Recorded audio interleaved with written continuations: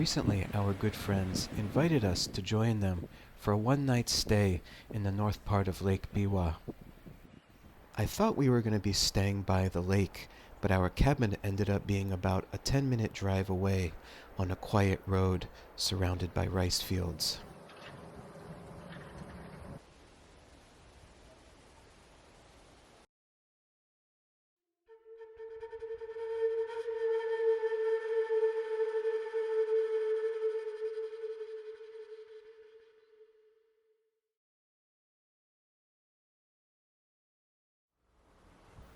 It was an awesome trip.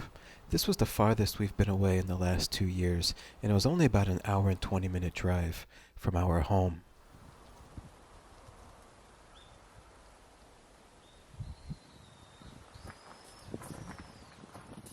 One of the highlights of our trip was the grand barbecue we had at night. We ended the evening roasting s'mores. It was our kids' first time, and they really enjoyed it.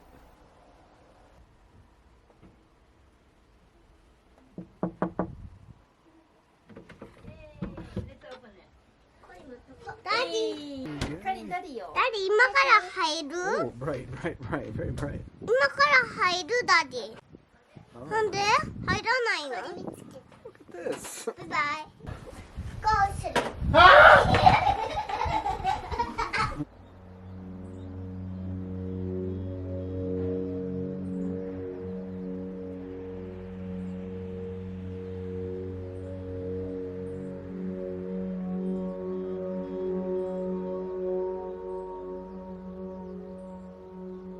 Honestly, over the last couple years, I've been spending a lot of time indoors with lockdowns and social distancing and making and leading online tours.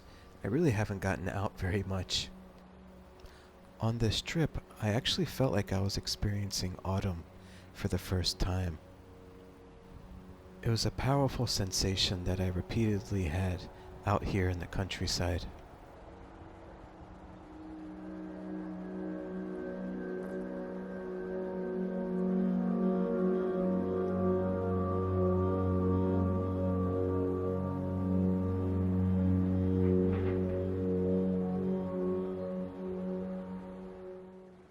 The golden autumn grasses, the reds, browns, and yellows coloring the surrounding mountains.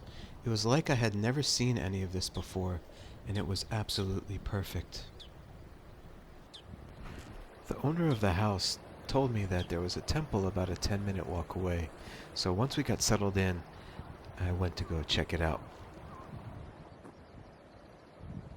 Early on in my walk, I turned around and noticed that I could see Lake Biwa and one of its floating islands off in the distance. I was very happy to see that, but also very pleased to be walking amongst this farmland. I approached the grave of a Buddhist priest and realized that the temple must not be far away.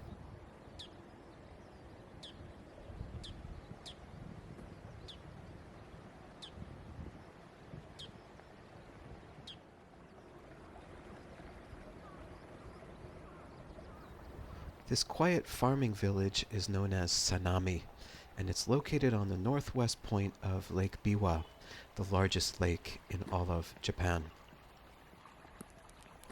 It was really impressive to see how the locals keep the animals out of their small vegetable gardens surrounding their homes.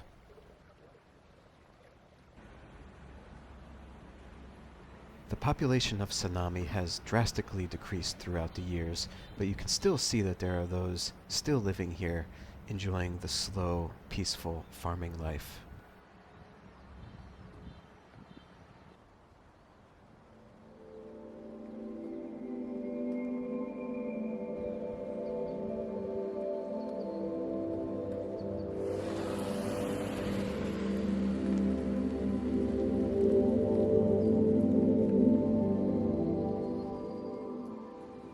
I arrived at the temple, but I had to make a decision. It was getting late, and I thought if I entered into the temple, the videos I would take would end up being dark and grainy. Since my time was limited, I didn't want to take any chances, so I decided to come back early next morning. For now, I would continue onward up the hill to a place called Momiji Pond. Momiji means maple tree, so I was thinking this has the potential to be pretty good.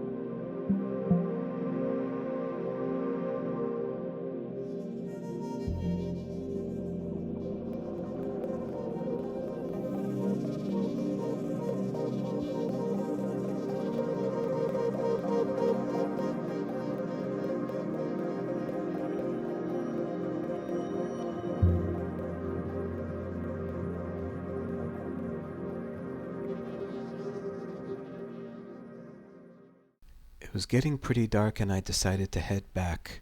I was looking forward to tomorrow's morning and returning to the temple.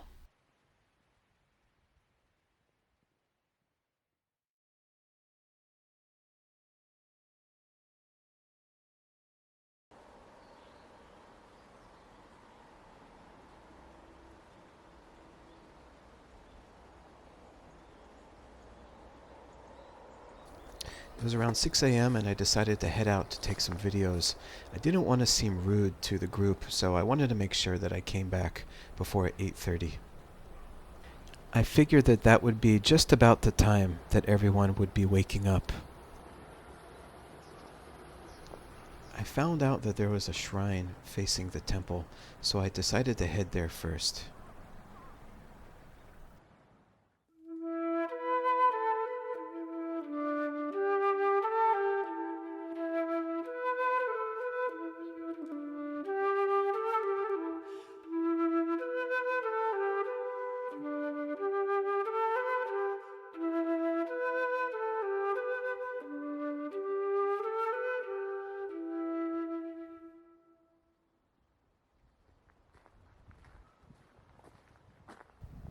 Hiokijinja was founded over 1,000 years ago, but was re-established in the early 1600s under the direction of the Tokugawa clan, one of the most powerful families in Japanese history.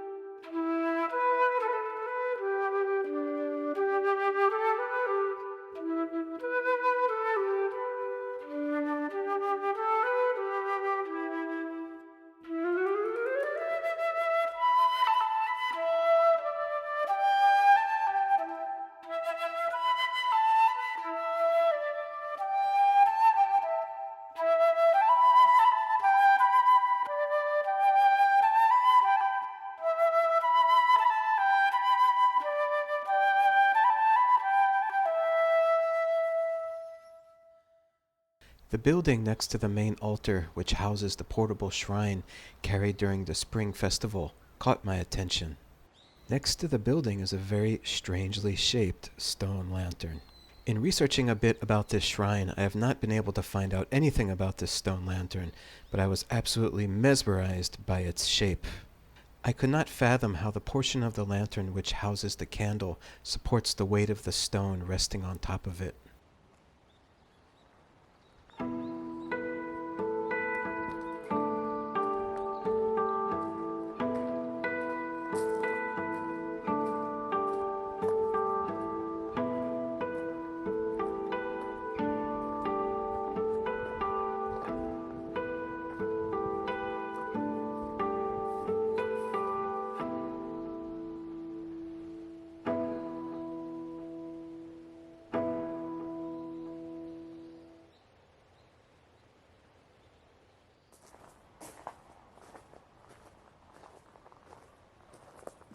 It was now time to head over to the temple.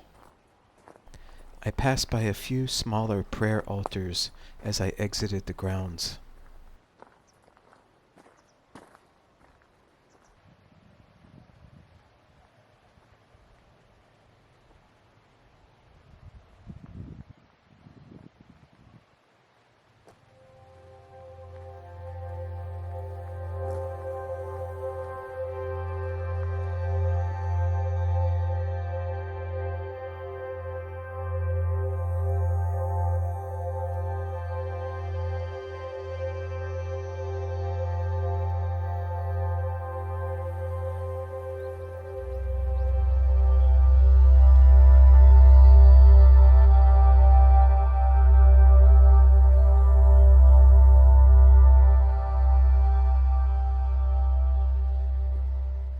Sanamidera was founded over 1300 years ago as a sub-temple of Enrakuji, historically the most powerful temple in all of Japan.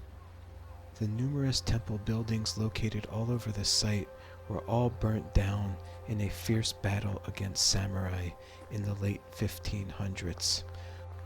Only the buildings located in the upper portion of the grounds were rebuilt.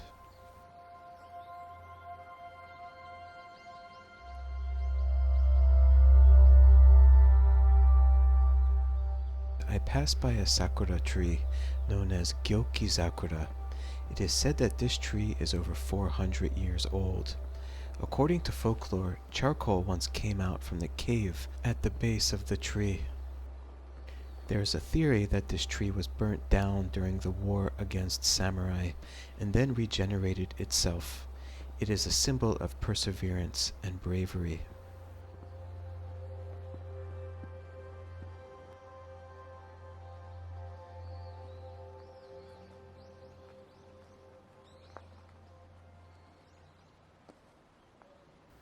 Sanamidera translates to the Sake Wave Temple. The folklore behind the origins of this name concerns a troublesome snake that roamed this neighborhood and terrorized its inhabitants.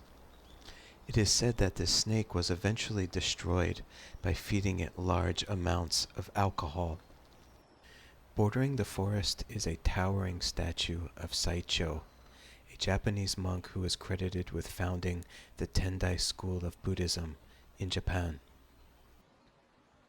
This was once considered amongst the 7 great Tendai temples of Takashima, but nowadays you can see the temple does not have the same grandeur.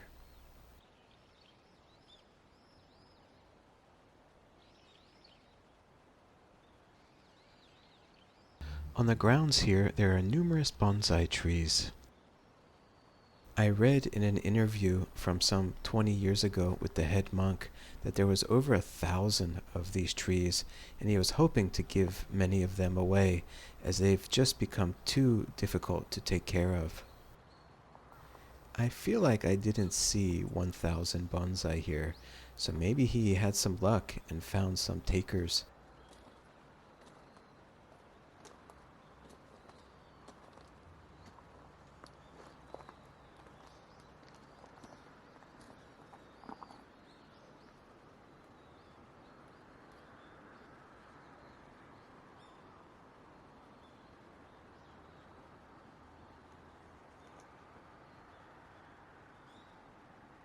I then passed through the Daigongen Sando, a small tunnel under one of the temple prayer halls. This would bring me to the highest point of the grounds.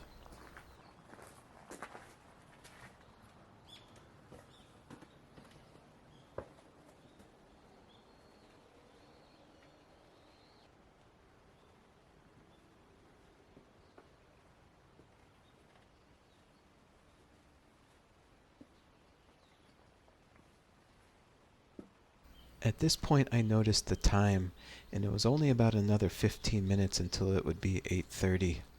I thought I'd better hurry up and turn back soon.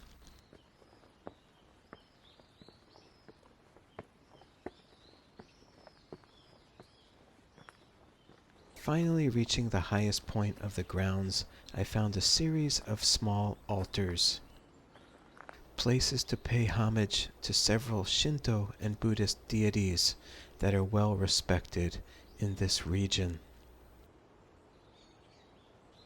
It is always surreal for me to spend time in places where people have been connecting to the universe for millennia. I didn't expect to have these moments when setting out on this trip. How fortunate I was that the owner of the cabin told me about this temple on the edge of town.